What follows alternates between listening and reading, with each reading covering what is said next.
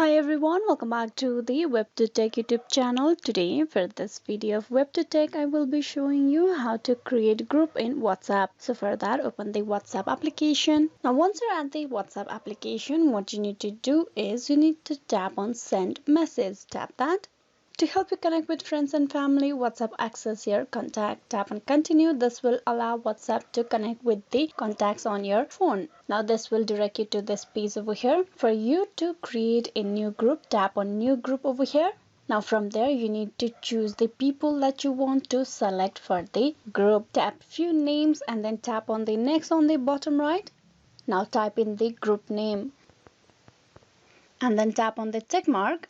With this, you will be able to create a group on your WhatsApp right away. So this is how you can create a group in WhatsApp. Hope this video was useful. Please like and subscribe the WebToTech YouTube channel. Thank you.